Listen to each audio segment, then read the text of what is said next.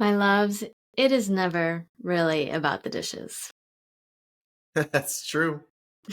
That's so true. I was just thinking about this the other day of like the topic of, oh well, like whatever the argument is about, or disagreement, or the thorn in the side of the relationship. There's always something deeper to that. So, what have you found is usually the deeper things?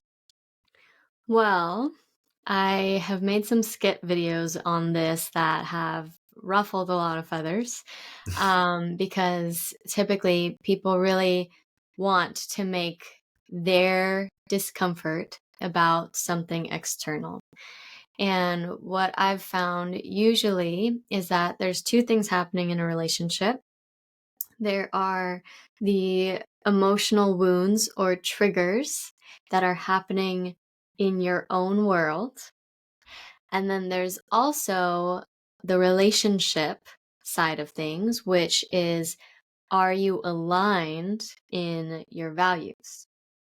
And so most people are constantly getting those all mixed up because it's very easy to want to blame your partner for your feelings.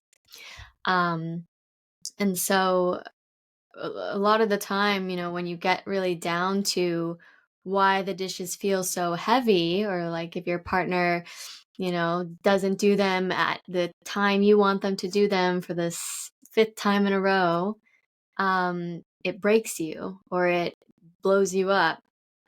Usually what's happening is there's an underlying feeling, which maybe you've carried for a very long time, even before the relationship, of I'm not considered, they don't care about me, I'm not appreciated, I work harder than everybody else and nobody works that hard for me. All of these things is what we project onto the dishes.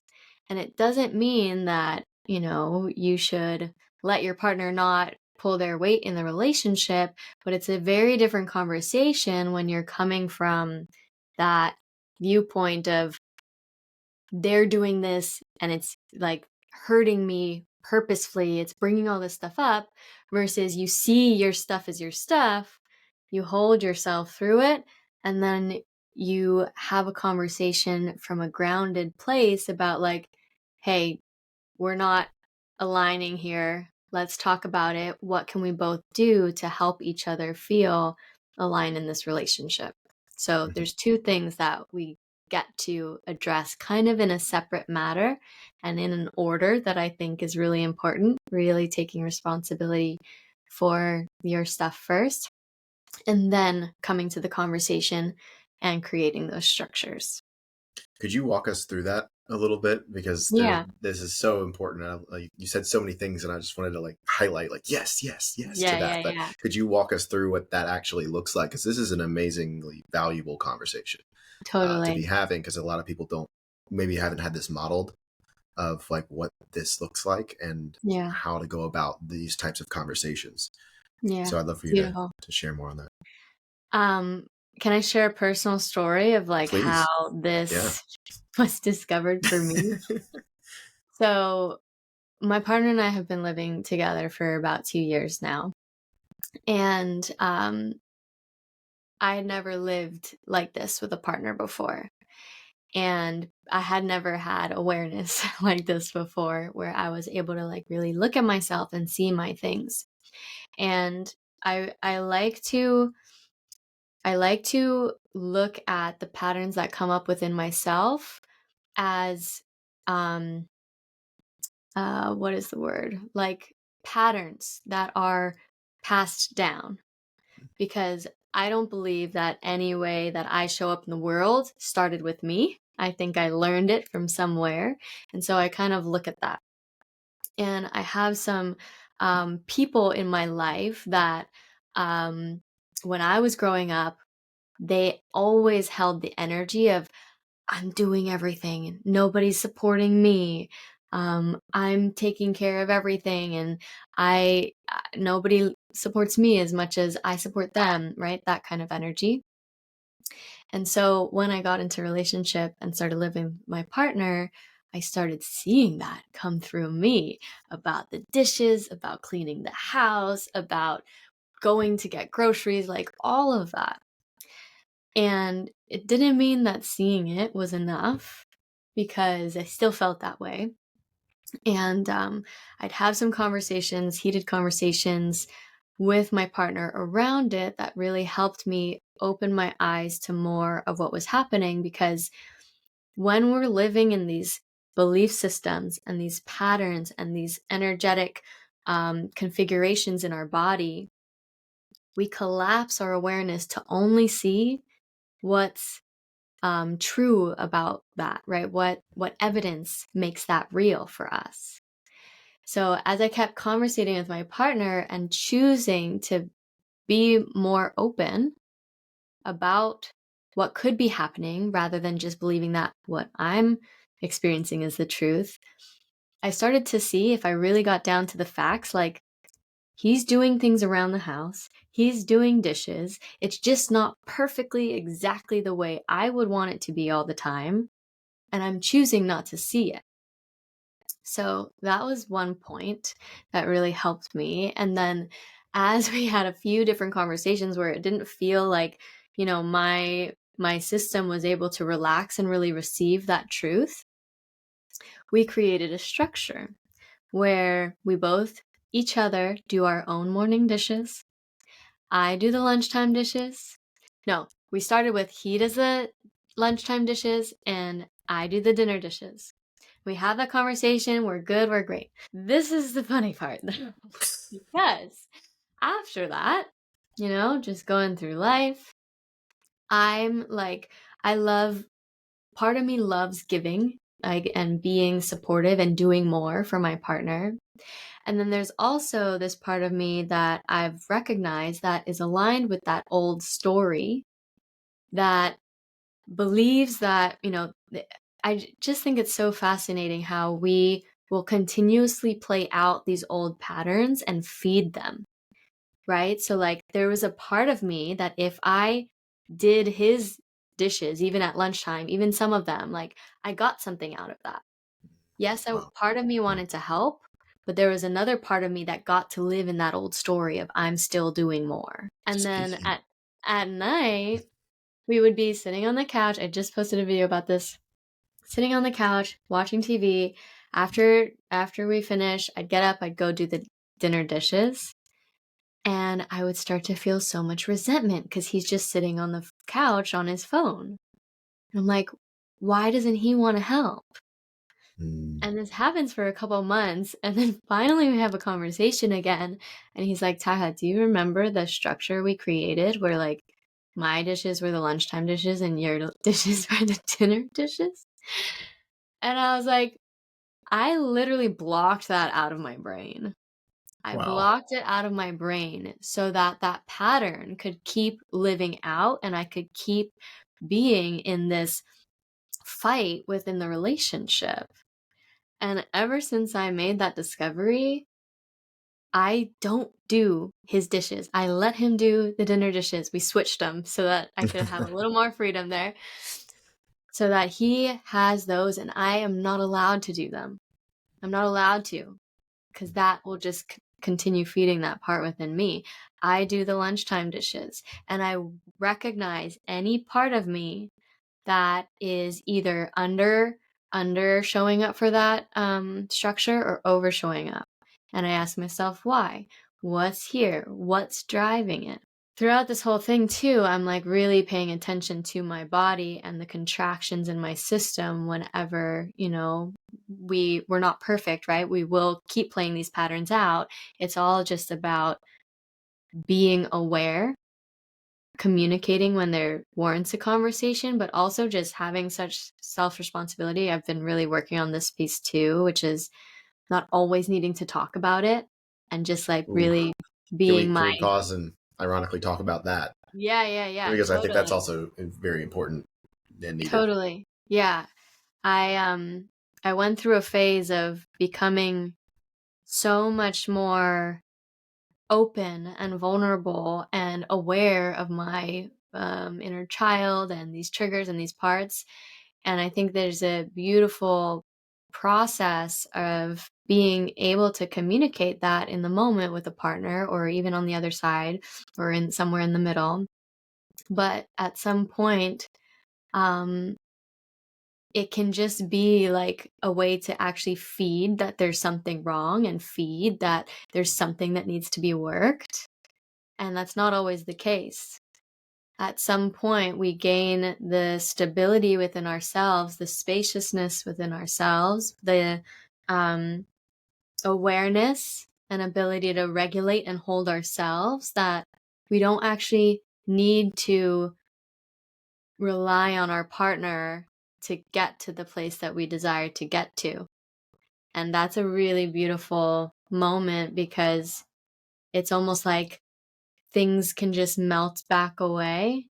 After they arise, they melt back away, and we're constantly meeting in that openness and heart space, rather than constantly just having to communicate about the triggers all the time. I've fallen into that. I've also know friends that have fallen into that, where you're always like doing work on the relationship, and it's like, well, have you been having fun? Are you taking space? Are you always just Mm-hmm. working on it? Like, Mm-hmm. and it can be a slippery slope and easy to get into when you're doing the work. Totally. What's been like a mindset or a come from, a framing, if you will, on how to approach those conversations, but not from like an all or nothing standpoint, right? Like, not it's all about that, or also you're just sweeping everything under the rug. Yeah. Well, this is where, the tools that I teach my clients are always focused on relationship with self, Mm. because that's the relationship that we need first and foremost, that then creates what happens in the relationship. So let's say, for example, you're extremely disconnected from yourself, you're extremely either over and emotional or numb, like overwhelmed by triggers. Imagine the kind of relationship that you're going to attract, you're going to be in. Versus if you've stabilized your own nervous system, you know how to give yourself what you need, you've fulfilled yourself and feel whole all on your own, the relationship you'll attract will be much more of a complement to who you already are, versus, being so attached and needy onto it. So when approaching this, and I can kind of boil it down to the RISE method, which I talk about a lot. All the different tools I've learned, I've kind of put in a certain order that I've found works extremely well, because we work with the root cause and then follow that all the way up. So number one is learning how to give your own system the presence and awareness that it needs, presence, awareness, and love that it needs, so that trapped energy can process and release from your body. Trapped energy that could have happened when you were 2 years old or a week ago. We have to consistently bring awareness to our bodies and all the messages it's sending us, for example, triggers, so that we can keep becoming a clear, open system, or remembering the clear, open system that we are, as we keep releasing that. Now, your partner can't do that for you. And a lot of people, even when they start implementing this work and they're learning about communication, again, this is kind of where I was at for a little bit, where um, we have sneaky parts of us that don't want to feel our pain. We don't want to be in our bodies because it's hard. There's a reason we haven't felt our bodies, and we've all jumped up into our minds all the time. It's been hard.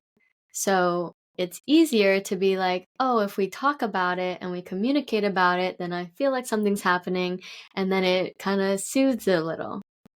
But that's not going to actually release the trigger, release the upset, release the sadness that you feel, and you're going to just come back around to it at some point, right? That's why a lot of people, they feel like they've been working on their triggers, but that something's not working, if you're getting triggered in the same way every time. If you're effectively processing your emotions and the triggers every successive time, it shouldn't feel as much, as intense. Because when we're triggered, it's like this, I call it kind of like the saltwater wound, the wound that gets poured salt water on. Mm-hmm. Every time you release that energy and you heal that wound from within, there's going to be less for that salt water to pour on. So we can only do that with our own bodies. Nobody else can do that for us. And that's why that's the first thing that I teach in the RISE method. And then the second thing I teach is how to fulfill your needs from within, how to repair your connection to yourself so that you become your own source of everything you need. And then finally, we work with the mindset and help you rewrite your beliefs so that you don't keep living in that old story of he's not going to do for me what I do for him and da da da da da. You have to also intentionally choose to open your mind, see what else is happening, see your partner's experience as equally valid, and then communicate and meet in the middle and constantly choose love over separation, love over fear, love over pain. That's always, always, always a choice. And when that's your North Star, to me, the steps kind of become clear on their own. I always ask myself, what would love do in this moment? And I choose to do that no matter what. You know, I choose to have the hard conversation. I choose to take responsibility for my shit. I choose to not be in my own world as if that's the only valid experience and my partner's isn't. It's really a team effort and requires both parties to do that in order to find that middle ground, right? Again, work the personal stuff and then work the relationship stuff. We have to work both, but it's very hard to see the relationship stuff when you have a bunch of your own stuff in the way. Or you're bypassing your own stuff and wanting them to show up differently, or Exactly. whatever it is. And even as you Yeah. were talking, I was just thinking, like, man, it's so interesting. Our stuff gets in the way when we're coming from fear or when we're coming from hurt, because it, as you were so eloquently put it, it's like our world is the only thing that matters, and we're not even considering their world. Yeah. Oftentimes, I'm curious because I want to get into some of the skills you use with having these actual conversations. But I love this come from. But I'm also curious what work you've done or you've supported others doing in opening up to your partner's world and or their relationship with men specifically, and a lot of the Mhm. conditioning that can come around that, because it takes a lot of courage to choose love despite the fear, especially if you've been hurt before or you've been through stuff in the past. Totally. That label all men as cheaters, for example, or whatever the thing is, Right. that can get in the way. Yeah. Well, this is why I think the RISE method is so cool, because oftentimes the current day behaviors, thoughts, actions, feelings transform on their own when we work from the bottom up. So Mm. let's say that there's a person in the present moment that feels like she can't trust any men and there's no good men out there. And she has a bunch of evidence because all the relationships she's gone through in the past, proved that to her. What we would do is a little counterintuitive, because I bring in the past life experience, but I don't look at it. I don't think about it. I bring it into this present moment and how it's manifesting now. And this is a huge nuance that most people don't understand. Like when they do inner child work or work on their childhood trauma or whatever, they're always looking to the past. And that does not exist. All that exists is right now. And the energy that's gotten stuck in your body that keeps recreating these experiences for you is right now. So we would meet this woman, help her bring awareness to the contractions in her body that she feels around relationships and men. And we would just spend time feeling and being with that energy, because all the information we need is there. It's in the body. It's like these trapped information locked away in the body that we keep trying to fix and figure out there, but it's only right here. So this has been happening a lot with my clients recently, where, they think a certain trigger is about this past relationship where they got cheated on. But when they actually sit and feel their body, this just happened. It was so cool. She sat and felt her body all on her own. She let her body guide her to what was actually there. And she didn't try to go search for the information. She just kept feeling, kept being in the present moment with the energy that she was feeling, the contraction, the hurt, the upset, the fear.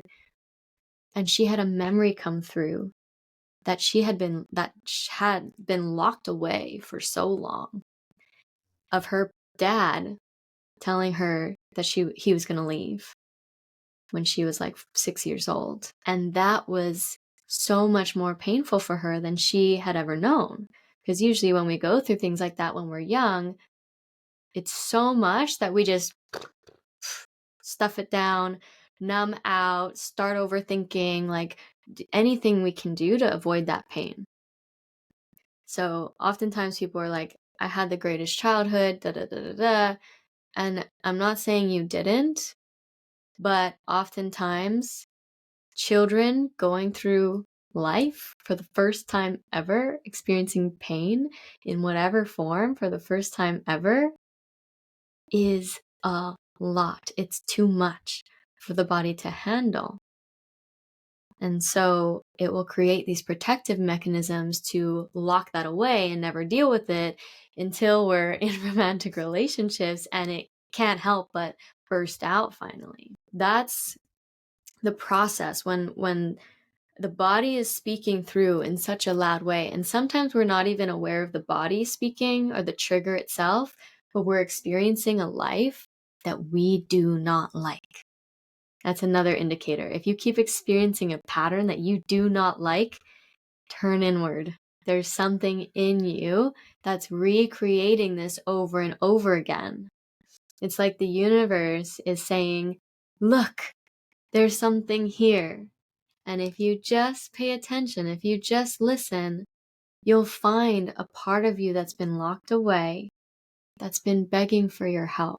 And when you do that, when you give that part of you love, right? When you see that, when you see yourself and you can hold yourself through that pain, right? It's this shift in perspective to being the little one who was left, to now seeing the little one within you who was left, and being able to give her or give him the support that they've been needing for your entire life.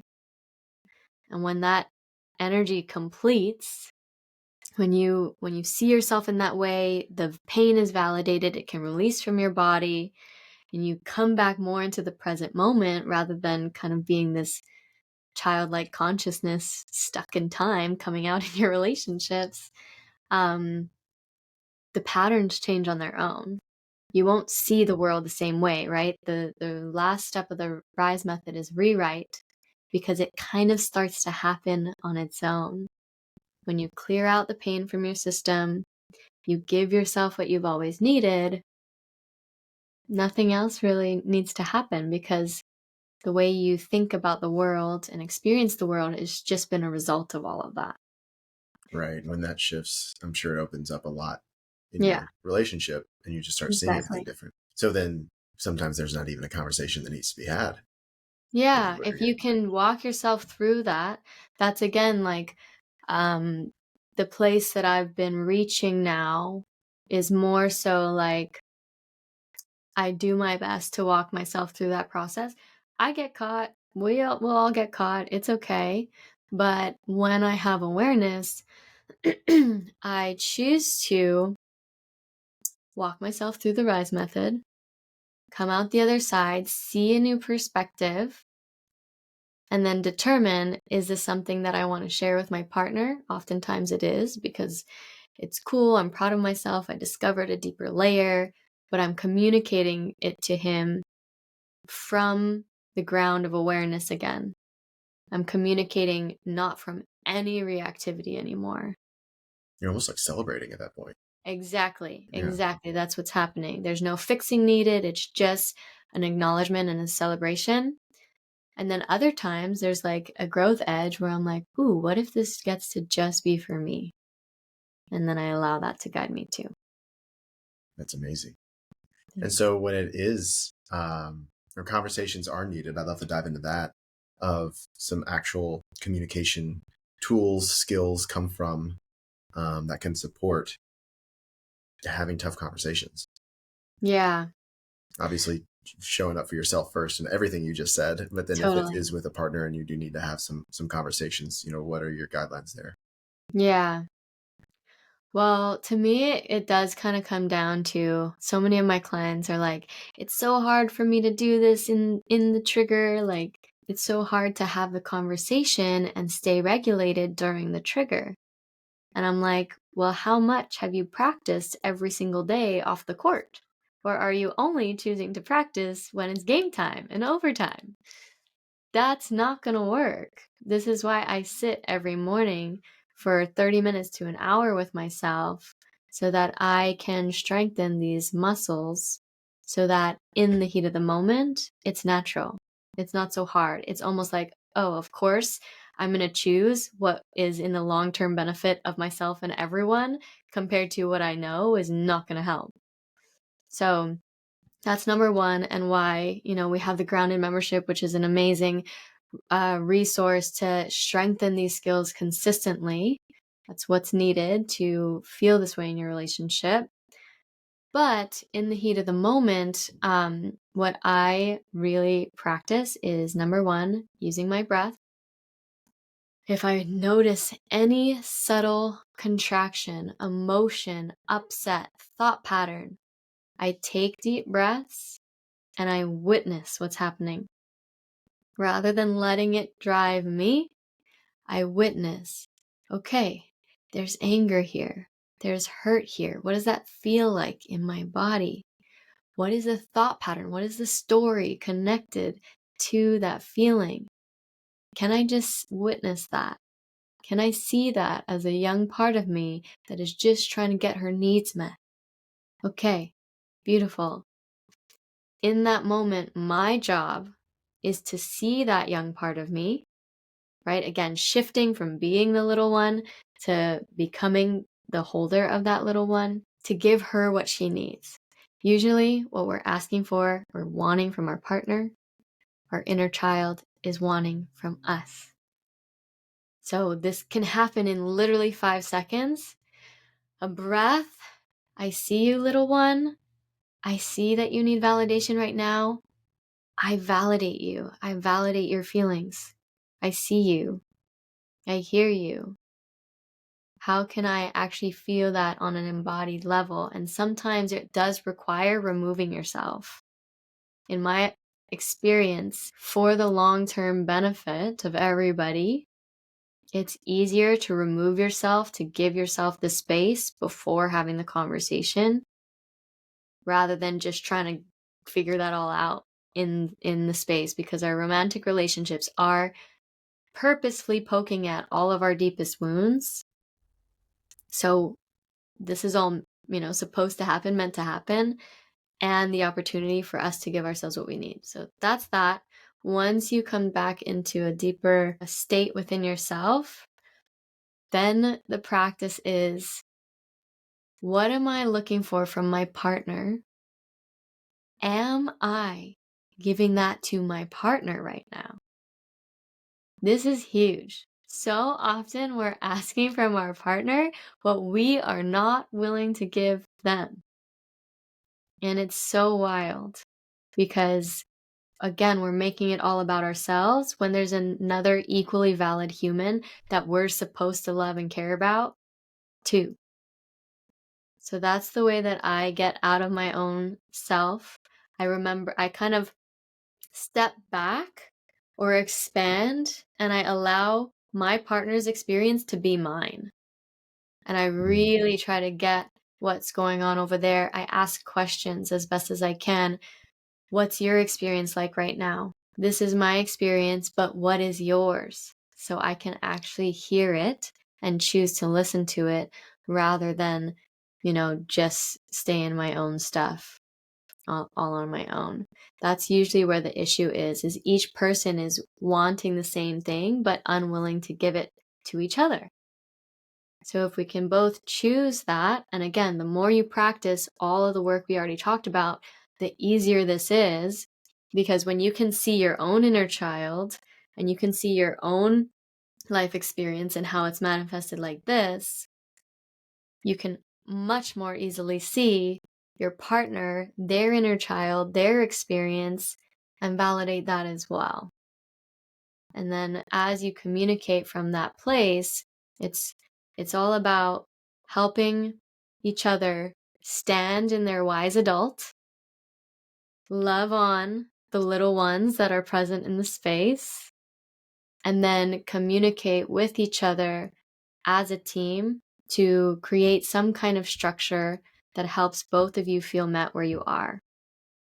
And having that intention that this is what you're doing. This is what I've helped my clients do sometimes, which is have a process to walk through so that each partner feels validated. For example, partner A gets to say their experience and then ask partner B, what's your experience?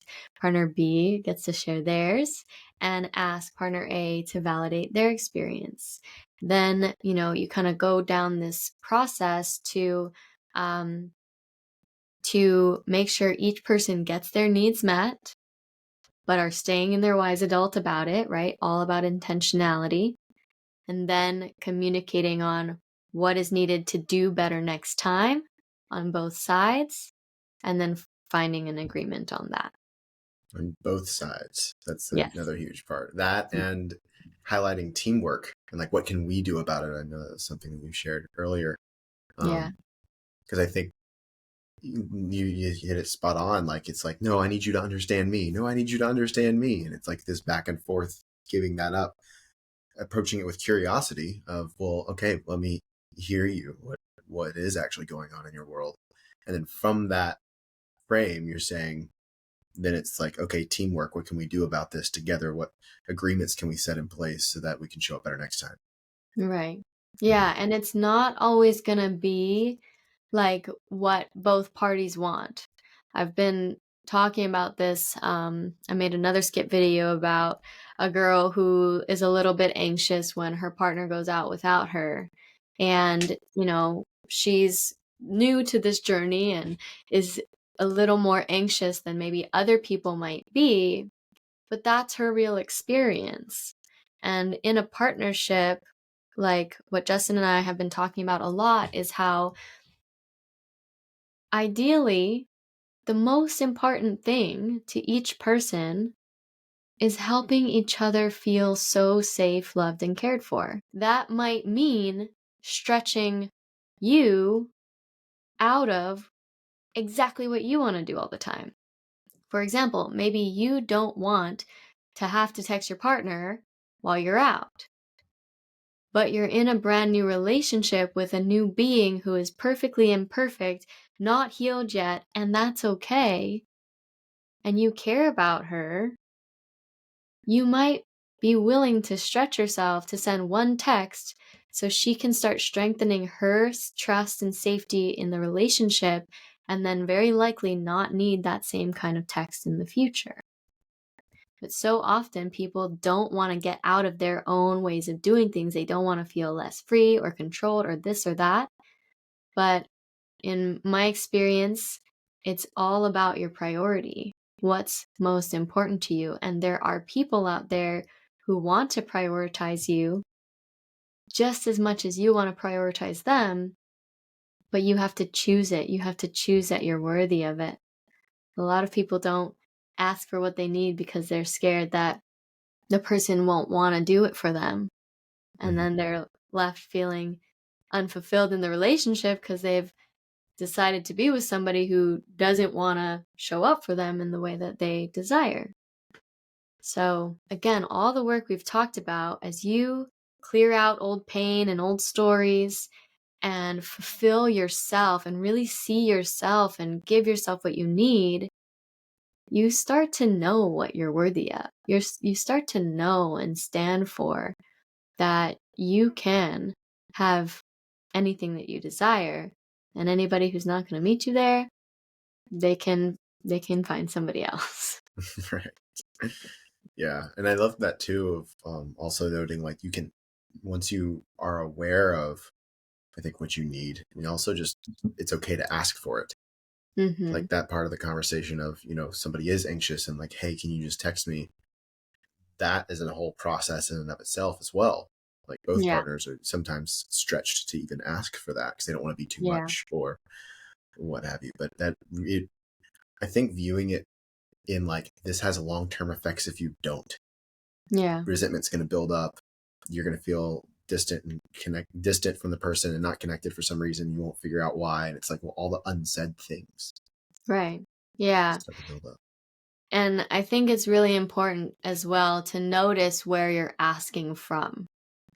Are you asking from the scared, hurt child within you that has taken over your consciousness? That is likely going to just keep playing out the same patterns over and over again because it's all it's ever known. No matter how much you ask, they're not going to give it to you. Or are you implementing your tools to bring awareness to that little one, breathe through her, feel through her, give her your love and presence, and then communicate yourself from that place? The way I look at this is asking from woundedness versus asking from worthiness is a very different energy. And what Justin, my partner, I started sharing very vulnerable things with him like 3 days into us dating. I was like, yeah, I'm feeling very anxiously attached and like I'm a college girl again, and this is super weird. And right? But I wasn't sharing it from a you need to change. I was sharing it simply from owning my experience and wanting him to know me more. And that is huge. The difference between blame and needing them to fix versus ownership and vulnerability, empowered vulnerability. When you come from that place, the other party doesn't feel like their defenses have to go up, doesn't feel like the aversion comes up, and they can see your true heart and your experience. And, it shows a lot about a person, the way they respond to that. So I always encourage empowered vulnerability. That's a really great way to put it. And yeah, the come from matters a lot. Yeah. Thank you for demoing that. So could you tell us a little bit more about your work and how you're actually supporting clients through this? Yeah, for sure. I have a couple of different ways. I've talked about the RISE method a lot so far. This is a process that has been blowing my mind still. I'm like, wow, I've had clients in the RISE program, which is my deep dive mentorship program for women, within a month go from needing 2 days to a week to bounce back from a trigger to regulating it in 1 to 2 minutes. I've Wow. had a client who was leaving a 10-year relationship with her husband that she had been codependent in to feeling able to fulfill herself from within the first month or 2 months. Another client, her relationship was kind of on the fence. They wanted to take things deeper, take things to the next level, but her insecurity and her fears and her triggers would just keep getting in the way. And then a month into the program, she's like crying to me saying that they just got engaged. I'm Wow. like, oh my God, you guys. I can't take credit. They're just tools that we should have been taught from the get-go. And I feel blessed to have, stumbled upon them and have an engineering brain that kind of put them into this order that really works. So the RISE program is a 6-month deep dive coaching container with me and the other women in the group where we dive really deep into the curriculum for the RISE method, the practices, and just really showing up every single week, staying accountable, getting on live calls, and practicing all these skills together, right? A lot of the time, um, these wounds are relational, and we're trying to get them fixed only through one person, one avenue in our romantic relationships. And so when we have a community where we can bring all the things that we need, the love, the presence, the validation, the sense of connection and belonging, when we can fulfill those from many different avenues in a community like this, you can imagine how there might be a little less grip or weight on the relationship, and it can be a much more balanced and fulfilling experience for both parties. So it's a very, very fun space to be in. It's such an honor to be with these women. And that's, again, kind of a deep dive experience. And then I also have an incredible space called the Grounded Membership, which is a monthly membership community where I add videos to each week. We're really focused in all the things that I do about embodiment. So, not just learning things with your mind and then being like, nothing's changing. We help you take what you're learning and feel the shift in your body. Again, that takes releasing all the trapped pain, repairing yourself, fulfilling your needs, doing the practices to help you rewire your brain. We do all of that together so that you can make these sustainable shifts in your life. And the Grounded Membership is a really easeful way to get started with the work, start building a really strong foundation at a really affordable price. So those are the two main ways I'm helping people right now. Amazing. And all of that will be down below in the show notes. Thank you so much for coming on the show and just sharing your wisdom and your heart with us today. This was amazing. And I hope that people maybe listen to this twice because there's so much good stuff that you said where I was wanting to stop you like, oh my God, talk Yeah. more about that. But yeah, you dropped some bombs here today. And I just want to say thank you.